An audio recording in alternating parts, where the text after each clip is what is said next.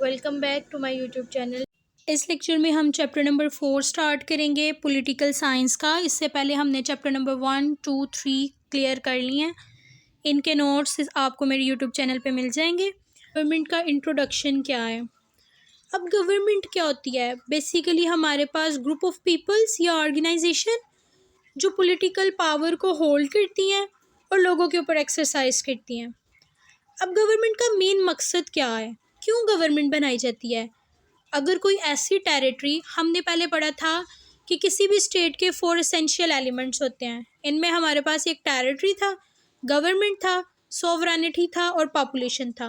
और हमने ये भी आर्ग्यूमेंट किया था कि अगर इनमें से एक भी कम होगी तो वो स्टेट नहीं होगी। फॉर एग्ज़ाम्पल हमारे पास टेरिटरी भी है, हमारे पास पॉपुलेशन भी है, हमारे पास सॉवरेनिटी भी है, लेकिन हमारे पास गवर्नमेंट नहीं है। तो वो स्टेट किस तरह से स्टेट रहेगी जब लोगों को कंट्रोल करने वाला कोई नहीं होगा, लोगों को उनके राइट्स बताने वाला कोई नहीं होगा, लोगों के ऊपर लॉज बनाने वाला कोई नहीं होगा, तो किस तरह से लोग ऑर्गेनाइज्ड रहेंगे? तो इसलिए किसी भी स्टेट के ऑर्गेनाइज्ड होने के लिए ज़रूरी है कि वहाँ पे गवर्नमेंट भी हो। अब गवर्नमेंट की रिस्पॉन्सिबिलिटी होती है कि उसने सिटीजन्स के लिए लॉज को बनाना है, सिटीजन्स के अफेयर्स को मैनेज करना है, पब्लिक को रिसोर्सेज प्रोवाइड करनी है। उसके अलावा जो स्टेट के जितने भी प्लान्स हैं वो गवर्नमेंट के ज़रिए एक्ट करवाए जाते हैं। स्टेट के जितने भी प्लान्स हैं, विल्स हैं, वो फार्मूलेट होती हैं गवर्नमेंट के ज़रिए। हमारे पास गवर्नमेंट डिफरेंट रेंजेस में होती हैं, डिफरेंट फॉर्म्स में होती हैं, जो हमारे पास डिक्टेटरशिप से लेके हमारे पास डेमोक्रेटिक तक और सेंट्रलाइज से लेके डिसेंट्रलाइज तक होती हैं। एक जो गवर्नमेंट है वो बेसिकली 3 बेसिक पिलर्स पे मुश्तमिल होती है: government legislation, judiciary and executive. अब हम देखते हैं कि जो टर्म है गवर्नमेंट वो कहाँ से डिराइव की गई है। तो जो टर्म है गवर्नमेंट उसको हमने लैटिन वर्ड गुबर्नियर से डिराइव किया गया, जिसका मतलब है टू गवर्न और टू गाइड, किसी के ऊपर हुकूमत करना या किसी को गाइड करना, राह रास्त पे लाना। नेक्स्ट आ जाएगा meaning. According to Merriam Webster dictionary, group of people who control and make decision for a country, कि जो एक स्टेट को कंट्रोल भी करते हैं और उस स्टेट के लिए डिसीजन भी बनाते हैं, पॉलिसीज भी बनाते हैं, वो होती है government. Next one is definition.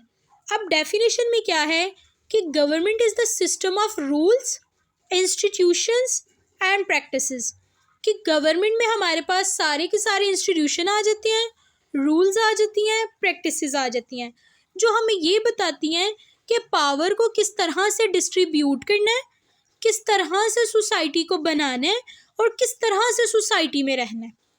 जो ये हमें सब कुछ बताएगा दैट इज़ द गवर्नमेंट। अब नेक्स्ट है हमारे पास मॉडल्स ऑफ गवर्नमेंट, कि गवर्नमेंट के कौन कौन से मॉडल्स होते हैं, किस किस तरह की गवर्नमेंट होती है हमारे पास। अब there are several models of government that has been proposed and studied by political scientist over the year. अब ये जो मॉडल्स होते हैं ये हमें ये बात बताते हैं, इन मॉडल्स की बेस के ऊपर, इन टाइप्स की बेस के ऊपर हम डिसाइड करते हैं कि किसी भी स्टेट के अंदर कौन सी फॉर्म ऑफ गवर्नमेंट है, उस स्टेट में पावर किस तरह से डिवाइड हो रही है, उसका पॉलिटिकल सिस्टम क्या है, उस स्टेट के अंदर गवर्नमेंट और सिटीज़न के दरमियान क्या रिलेशनशिप है।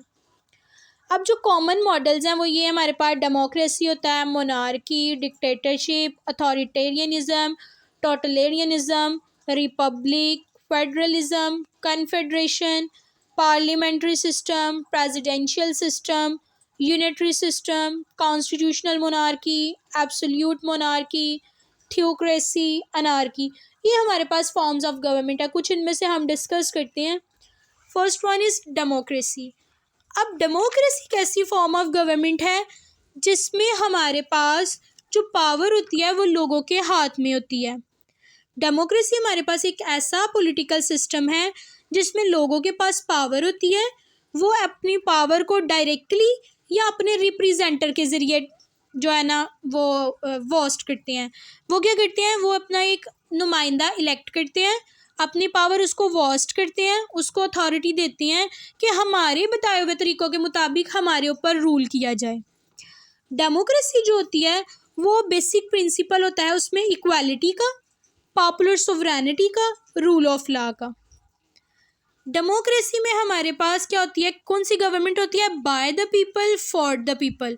कि डेमोक्रेसी में हमारे पास लोगों के लिए हुकूमत होती है और लोगों की तरफ से होती है। डेमोक्रेसी में हमारे पास इलेक्शंस होते हैं, रूल ऑफ लॉ होता है, इंडिविजुअल का राइट होता है। डेमोक्रेसी में हमारे पास पब्लिक ओपिनियन का कंसेप्ट होता है, लोगों की बात सुनी जाती है, लोगों से ही हुकूमत बनाई जाती है, लोगों की मर्जी के मुताबिक। Next one is monarchy. अब मोनार्की क्या है, मोनार्की हमारे पास ओल्डेस्ट फॉर्म ऑफ गवर्नमेंट है। इसमें हमारे पास क्या होता है कि एक सिंगल पर्सन जिसको हम मोनार्क कहते हैं, उसके पास सारी की सारी जो है ना वो पावर होती है। अब जो मोनार्क होता है ना, बेसिकली वो किंग होता है या कोई क्वीन होगी, जिसको हम बोलेंगे कि ये हेड ऑफ द स्टेट है। मोनार्कियल सिस्टम में क्या होता है कि जो एक सिंगल फैमिली है ना, वो जनरेशन टू जनरेशन रूल करती है कंट्री के ऊपर। मोनार्क की जो पोजीशन होती है ना, वो उस वक्त तक रहती है जब तक वो मर नहीं जाता। जैसे ही एक किंग मरता है, उसी फैमिली से जो एल्डेस्ट मेल होगा या फीमेल होगी वो बादशाह बन जाएगी या क्वीन बन जाएगी। ज़्यादातर चांसेस में एल्डेस्ट मेल पर्सन को बनाया जाता है। अब मोनार्की हमारे पास दो तरह की होती है, जैसे हमने नीचे पढ़ी है कि एक हमारे पास एब्सोल्यूट मोनार्की होती है, एक कॉन्स्टिट्यूशनल मोनार्की होती है। अब जो एब्सोल्यूट मोनार्की होती है, ये टाइप ऑफ मोनार्की है जिसमें जो मोनार्क होता है ना, उसके ऊपर कोई लीगल लिमिटेशंस नहीं होती। मोनार्क की मर्ज़ी होती है कि वो जिस तरह के मर्ज़ी रूल्स बनाए कंट्री के लिए, अपनी मर्ज़ी से कंट्री को चलाए। कोई भी शख्स जो है वो उस मोनार्क के अगेंस्ट नहीं जा सकता। जैसा कि हमारे पास सऊदी अरेबिया, यूएई, ओमान में इनकी जो गवर्नमेंट है वो मोनार्की है, एब्सोल्यूट मोनार्की। पास आ जाएगा कॉन्स्टिट्यूशनल मोनार्की। कॉन्स्टिट्यूशनल मोनार्की में क्या होता है हमारे पास, कॉन्स्टिट्यूशनल मोनार्की को हम डेमोक्रेटिक और पार्लियामेंट्री मोनार्की भी कहते हैं। ये भी हमारे पास मोनार्की की एक टाइप है। इसमें जो मोनार्क होता है ना, उसके पास पॉलिटिकल लीगल रिस्ट्रिक्शंस होती हैं, उसके पास लिमिटेड पावर होती हैं। जो मोनार्क होता है ना, उसको सिर्फ एक सेरेमोनियल सिंबल्स दिया जाता है कि ये हमारी कंट्री का हेड है। जैसे अगर देखा जाए यूनाइटेड किंगडम में, कि वहाँ पे मोनार्की भी है लेकिन दूसरी फॉर्म ऑफ गवर्नमेंट भी है। मोनार्क जो है वो सिर्फ सेरेमोनियल हेड होता है, उसके पास कोई अथॉरिटी पावर्स ज़्यादा नहीं होती। तो जिस मोनार्क के पास जिसकी पावर लिमिटेशंस हों, उसको हम कहते हैं कॉन्स्टिट्यूशनल मोनार्की। नेक्स्ट आ जाता है हमारे पास डिक्टेटरशिप। अब डिक्टेटरशिप भी हमारे पास एक टाइप ऑफ गवर्नमेंट है जिसमें हमारे पास जो पॉलिटिकल पावर होती है वो एक सिंगल पर्सन के पास होती है, जिसको हम कहते हैं डिक्टेटर। डिक्टेटर जो होता है पूरी स्टेट के ऊपर होल्ड करता है। वो ये नहीं देखता कि कॉन्स्टिट्यूशनल लिमिटेशंस क्या हैं, वो बियॉन्ड द कॉन्स्टिट्यूशन अपनी पावर्स को एक्सरसाइज करता है। वो किसी भी पर्सन को अपने किए हुए एक्ट का जवाबदेह नहीं होता, वो जो चाहता है वो कर सकता है। अगर हम डिक्टेटरशिप और मोनार्की में देखें तो मोनार्की में क्या था, मोनार्की में सिंगल फैमिली रूल करती है जनरेशन टू जनरेशन, लेकिन डिक्टेटरशिप में वो एक पर्सन डिक्टेटर होता है, वो फैमिली टू फैमिली रूल नहीं करता, वो कोई भी पर्सन हो सकता है जो कॉन्स्टिट्यूशन के अगेंस्ट जाके कंट्री के ऊपर रूल करना शुरू हो जाता है। लोगों के पास राइट नहीं होता कि वो इस डिक्टेटर के अगेंस्ट जाएं।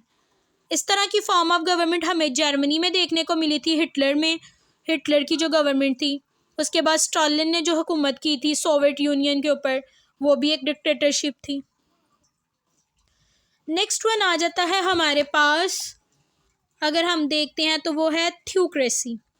अब थ्योक्रेसी क्या होती है, थ्योक्रेसी हमारे पास एक फॉर्म ऑफ गवर्नमेंट है जिसमें कोई भी रिलीजियस लीडर या इंस्टीट्यूशन होता है वो पॉलिटिकल पावर को ओन करता है। वो रिलीजियस के नेम के ऊपर कंट्री के ऊपर हुकूमत करता है। वो क्या करता है थ्योक्रेसी में, वो रिलीजियस प्रिंसिपल और डॉक्ट्राइन को जो है ना लॉ की बेसिस बनाता है। गवर्नमेंट जो होती है वो रिस्पॉन्सिबल होती है उनको इन्फोर्स करने में। उनकी जो सारी हुकूमत होती है वो रिलीजियस फैक्ट के ऊपर बेस करती है।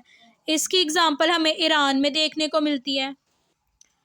अब नेक्स्ट आ जाएगा हमारे पास ये अगर हम देखते हैं फेडरलिज्म में हमारे पास जो पूरी स्टेट होती है वो कॉन्स्टिट्यूएंट यूनिट्स में डिस्ट्रीब्यूट हुई होती है। इसमें हमारे पास एक सेंट्रल गवर्नमेंट होती है, फिर उसके बाद प्रोविंशनल या फेडरेटिंग यूनिट्स भी इनको कहा जाता है। एक फेडरेटिंग यूनिट की गवर्नमेंट होती है, एक हमारे पास सेंटर की गवर्नमेंट होती है। जब इस तरह से गवर्नमेंट डिस्ट्रीब्यूट हो जाए तो उसको हम फेडरलिज्म वाली फॉर्म ऑफ गवर्नमेंट कहते हैं। अब कन्फेडरेशन क्या होती है? कन्फेडरेशन में हमारे पास डिफरेंट स्टेट्स का लूज यूनियन होता है, जो आपस में एक दूसरे के साथ जिन्होंने अलायंस किया होता है। नेक्स्ट पार्लियामेंट्री सिस्टम आ जाता है। पार्लियामेंट्री सिस्टम, अगर किसी भी स्टेट के अंदर पार्लियामेंट्री फॉर्म ऑफ गवर्नमेंट है, पार्लियामेंट के पास ज़्यादा इख्तियारात हैं, तो वो हम बोलेंगे कि वहाँ पे मोड ऑफ गवर्नमेंट पार्लियामेंट्री है। अगर ज़्यादा इख्तियारात प्राइम मिनिस्टर की बजाय प्रेसिडेंट के पास हों, पार्लियामेंट की बजाय प्रेसिडेंट के पास हो, तो वो प्रेसिडेंशियल फॉर्म ऑफ गवर्नमेंट है। तो इसी तरह से ये कुछ फॉर्म्स ऑफ गवर्नमेंट